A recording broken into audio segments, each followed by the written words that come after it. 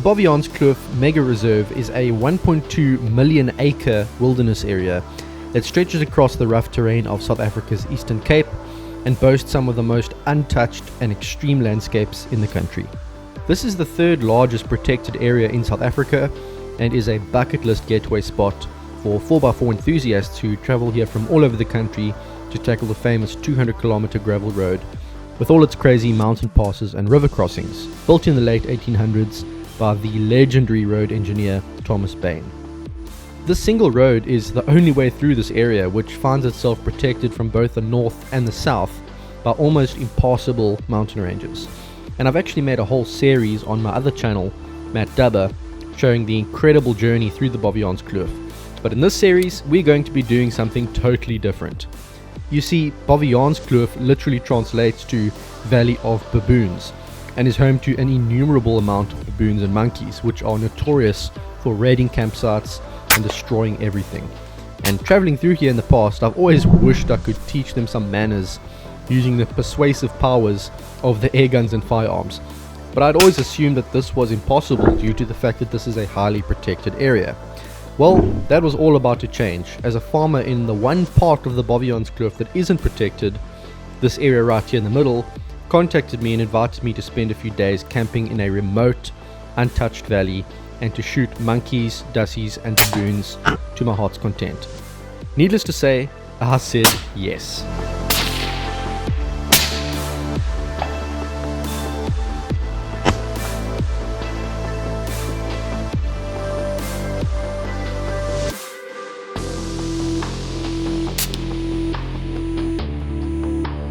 Over the next few episodes, you'll be seeing some insane hunting footage, probably the best monkey hunting experience I've ever had, and you'll also be treated to some mouth-watering bush cooking. But first, we'll have to get there, and that's a whole story in itself, so buckle in. This is where the adventure begins, where the tar road ends and the gravel road starts. We've got about 3 hours of driving to do on some serious 4x4 roads, so we can let the tires down. But stay tuned, this is going to be a fantastic episode. Although the main road through the Baviaanskloof is public, one needs a permit to enter the conservancy, so you stop off at the office on the way in. So what makes the place that we're going to quite special is that it's right in the middle of sort of a reserve area. So if you look at the green here, we're somewhere over here. We're going to be driving all the way through here, through some crazy mountain passes, through this entire green section, massive wilderness area full of, buffalo, leopard, tons of baboons, kudu, whatever, you name it. And we're going to be staying somewhere here in this sort of open area here of private land. So we can shoot here, we can hunt here, can't hunt in all this green area. So there's going to be an abundance of animals. Should be quite interesting.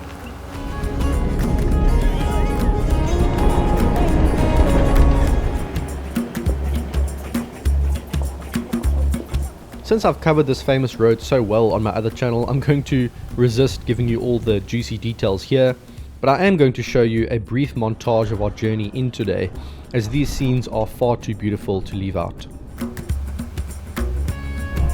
The road winds through moist forests, twisting mountain passes, and a large variety of different biomes. And at the bottom of one of these valleys, we stop for a brief lunch break. Sometimes you need to just climb out of your vehicle, listen to the birds and soak everything in to fully appreciate an area.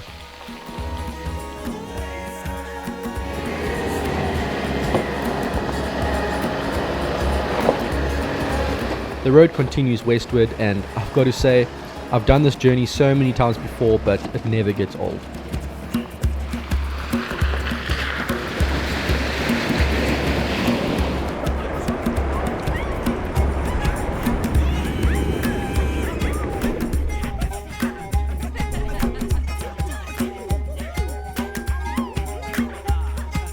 There are always some good wildlife sightings here, whether it's buffalo, kudu or even rhino, but it always blows my mind how many baboons and monkeys there are here. And in the conservancy, they aren't afraid of people at all, which isn't always a good thing. Our hunting laws in my province allow us to shoot monkeys and baboons legally and without any bag limit. And on farms like the one we'll be visiting on this trip, where they can be extremely destructive, they need to be shot on a regular basis.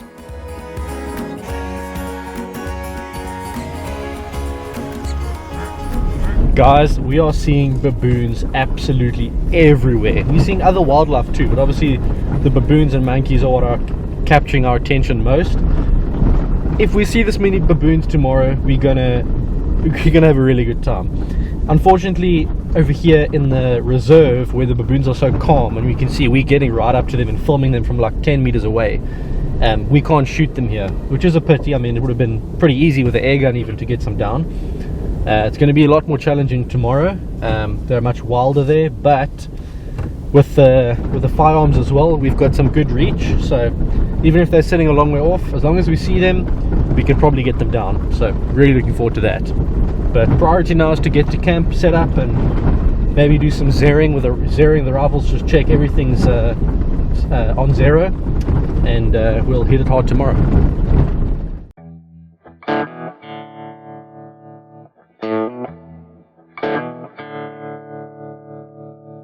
Finally, we arrive at the farm and are greeted by Yaku, who will be our guide for the next few days, showing us all the good hunting spots.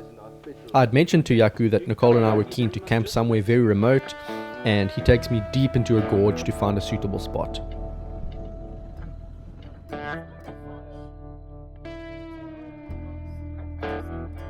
There was barely any road here, which tells me that we're probably the first people to be here in many months, but that's exactly the sort of thing that we were looking for. We had so many options. There were some flat clearings where we could easily set up camp. There were even some caves, but having all these options to mull over, and with a few hours of sunlight remaining, we decided to head back towards the farmhouse and do a quick zero check on all the rifles to make sure that we're all set for the next morning's hunt.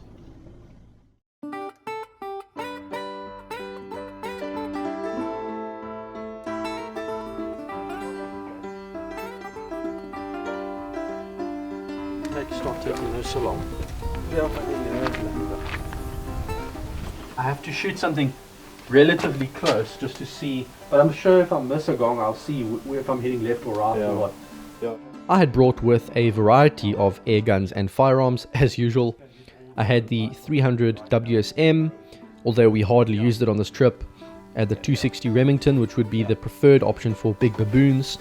The 22-250 for some long-range monkeys, and of course the good old PCP air guns.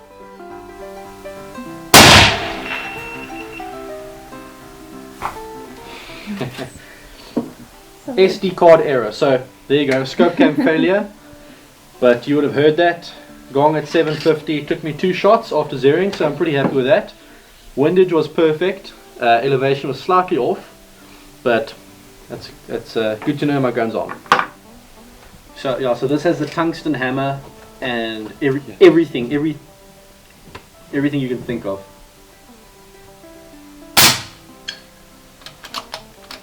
Can feel that power, eh?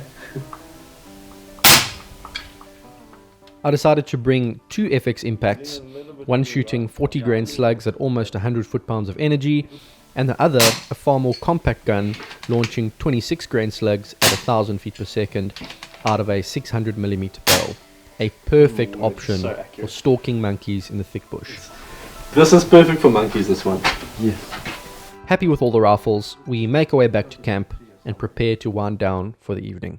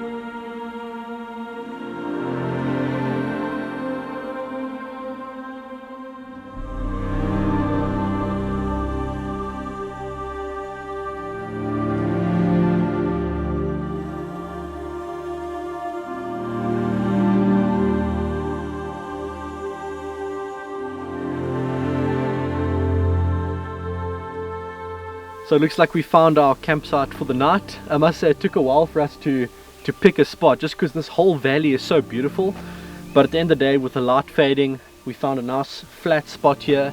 We've got a cliff across from us where we might see some dassies in the morning, and we've got a spot here to make a fire, so perfect for camping.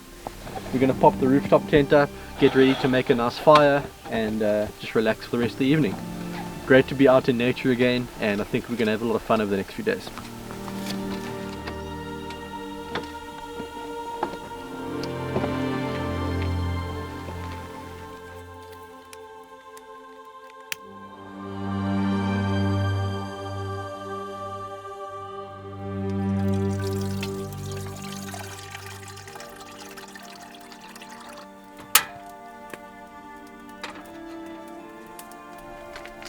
So the picture on the front of this Blue Mountain Blend coffee is actually Peak Formosa, which is a mountain that's not too far from here. If you just travel a little bit south from here, basically over these mountains, you'll get a glimpse of this mountain. So it seems fitting that we're having some of this tonight. But we're trying something a little bit new. In the past we've used the AeroPress, we've used the Aletti, we've used a few different methods of brewing coffee. This time we're using a Stanley pour over. This is a good way of making coffee for a few people at the same time. So we'll put a few spoons of this in here, pour some hot water over, should be good to go.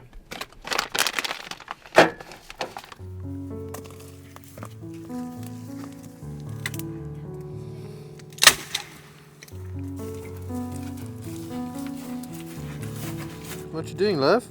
I'm getting us some firewood. It's chilly tonight. We need to stay warm. For dinner tonight, we are going old school with some chicken sasatis. I think there's 5 of them here, so I'll claim the 3. Nicole can have the 2, or maybe we can rock, paper, scissors over it. And then we've got a good old garlic bread. This one feels very fresh. So kind of a classic old school braai meal for camping, but it's all we need for a good night. And I think we're going to probably hit the hay pretty early after this, get some rest because we've got a long day tomorrow. I have to say, it feels so good to be back in the middle of nowhere. I know that sounds strange, but we've been flying, jet setting around the world. We just spent a few weeks in the US, in North Carolina, Tennessee, Utah, and Idaho, filming RMAC and all kinds of stuff in big crowds of people with fancy dinners and climbing on and off flights and all kinds of things. And there's nothing quite like the silence, well, aside from the baboons barking in the mountains, but there's nothing quite like the silence of being out here in the middle of nowhere with no cell phone reception, no phones pinging in the background, and just being able to sort of disconnect from the schedules of life. And just, you know, the only schedule we have here is the sun coming up and the sun going down. It's pretty much all we have. So yeah, we're enjoying being out here tonight. We're going to put some meat on the fire and enjoy some food and, you know, a few drinks and just relax. But tomorrow we've got some monkey and baboon hunting coming up. We've got a whole bunch of rifles, 300 WSM 260 Remington for the baboons, 22-250 Remington for the monkeys, and the 2 Impact M3s for monkeys as well, at sort of closer and longer ranges as far as air guns go. And we may even get some dassies as well tomorrow morning. So it's going to be awesome, but let's enjoy tonight and let's hit it hard tomorrow, shall we? In the next episode, we'll be starting the day with a literal bang as we wake up to find a troop of baboons sleeping on a cliff just above us. We'll then be heading out with the air guns deep into the bush to go after the monkeys. Goodness me, guys, this was one of the best days of monkey hunting I've ever had, and I can't wait to share it with you. Make sure to subscribe to stay up to date with these uploads, and I'll see you then. It's going to be so good.